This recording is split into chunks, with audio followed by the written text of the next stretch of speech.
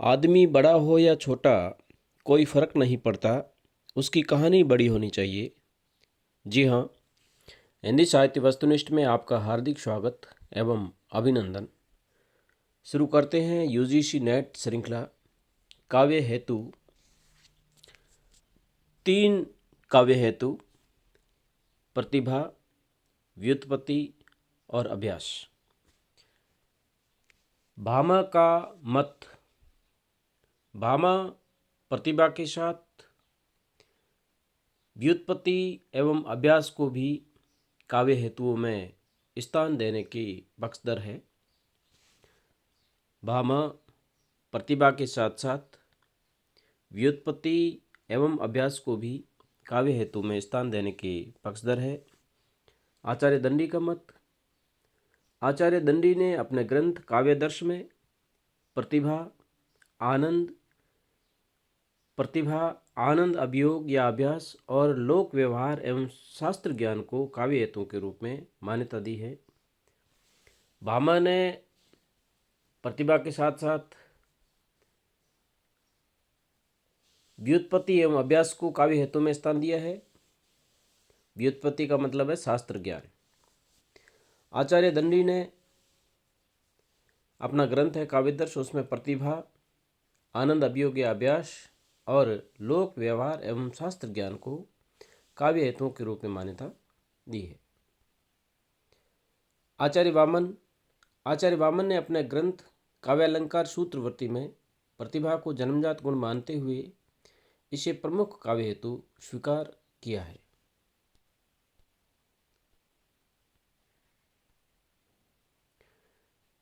कवित्व बीजम प्रतिभानम कवित्स्य बीजम, यह पंक्ति वामन की है।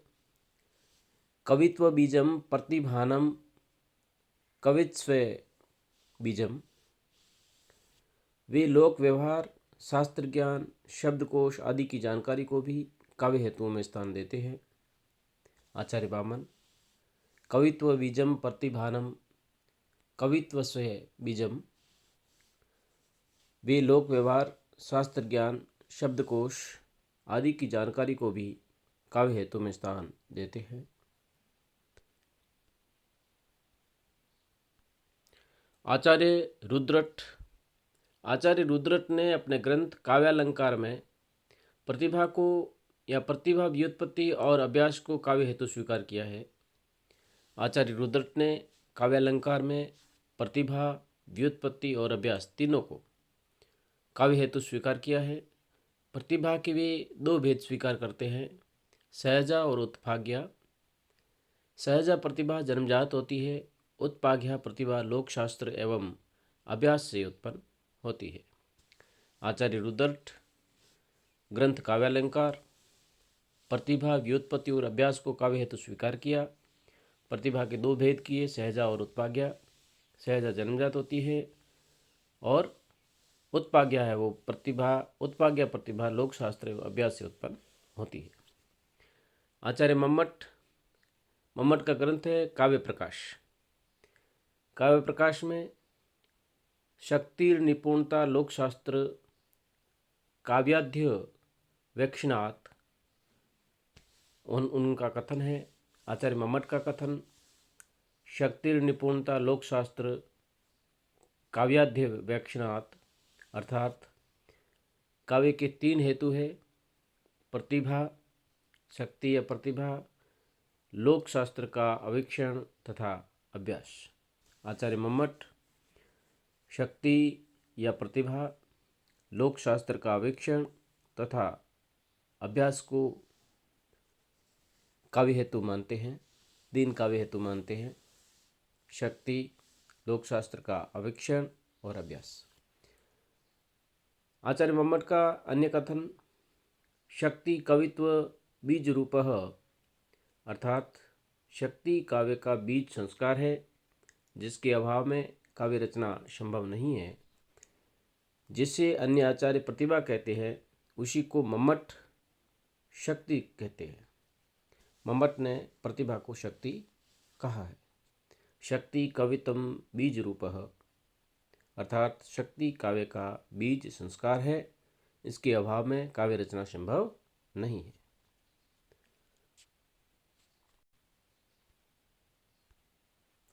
केशव मिश्र, प्रतिभा कारणम तस्य व्युत्पत्ति विभूषणम, अर्थात प्रतिभा काव्य का कारण है तथा व्युत्पत्ति उसे विभूषित करती है। कथन केशव मिश्र। प्रतिभा कारणम तस्य व्युत्पत्ति विभूषणम, अर्थात प्रतिभा काव्य का कारण है तथा व्युत्पत्ति उसे विभूषित करती है।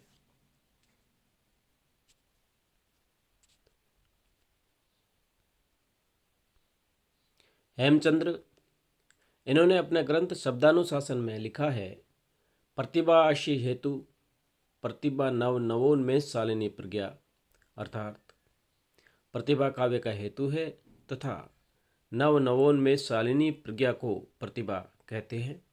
आचार्य हेमचंद्र, इन्होंने अपने ग्रंथ शब्दानुशासन में लिखा है, प्रतिभा आशय हेतु प्रतिभा नव नवोन्मेष शालिनी प्रज्ञा, अर्थात प्रतिभा काव्य का हेतु है तथा नव नवोन्मेष शालिनी प्रज्ञा को प्रतिभा कहते हैं। महत्वपूर्ण प्रश्न है, नव नवोन्मेष शालिनी प्रज्ञा को प्रतिभा किसने कहा? हेमचंद्र। शब्दानुशासन किसका ग्रंथ है? हेमचंद्र। प्रतिभा आशय हेतु प्रतिभा नव नवोन्मेष शालिनी प्रज्ञा कथन किसका है? हेमचंद्र। राजशेखर, प्रतिभा व्युत्पत्ति मिश्र समवेते श्रेष्ठवती, अर्थात प्रतिभा और व्युत्पत्ति दोनों समवेत रूप से काव्य के श्रेयस्कर हेतु है। वे प्रतिभा के दो भेद स्वीकारते हैं।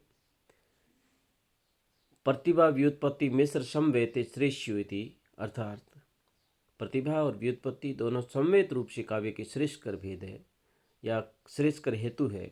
वे प्रतिभा के दो भेद स्वीकार करते हैं, कार्यात्री और भावयात्री। महत्वपूर्ण प्रश्न है, प्रतिभा के दो भेद कौन स्वीकार करते हैं? कार्यात्री और भावयात्री। राजशेखर। कार्यात्री प्रतिभा जन्मजात होती है तथा इसका संबंध कविता से है। भावयात्री प्रतिभा का संबंध सहृदय पाठक या आलोचक से है।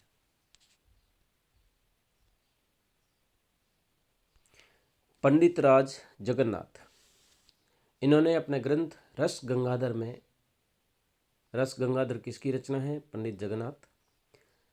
रस गंगाधर में प्रतिभा को ही प्रमुख काव्य हेतु स्वीकार किया है। तस्य च कारण कविगता केवल प्रतिभा, तस्य च कारण कविगता केवलम प्रतिभा कथन किसका है? पंडित राज जगन्नाथ।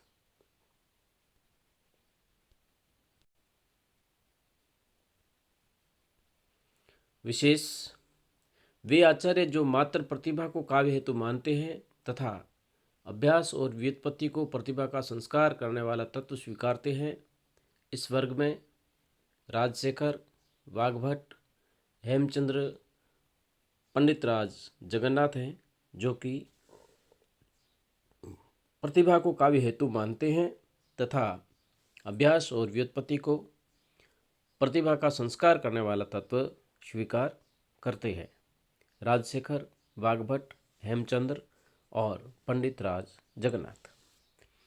वे आचार्य जो प्रतिभा, अभ्यास और व्युत्पत्ति इन तीनों को सम्मिलित रूप से काव्य हेतु स्वीकार करते हैं। रुद्रट और मम्मट।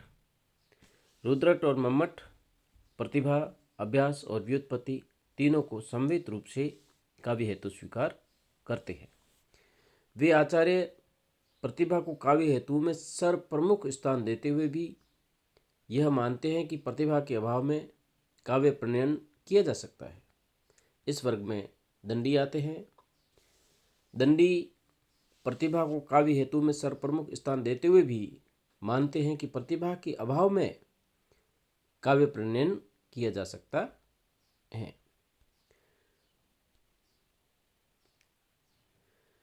धन्यवाद साथियों, आप इस चैनल को सब्सक्राइब कर दें, लाइक करें और अपने दोस्तों में शेयर करें। धन्यवाद।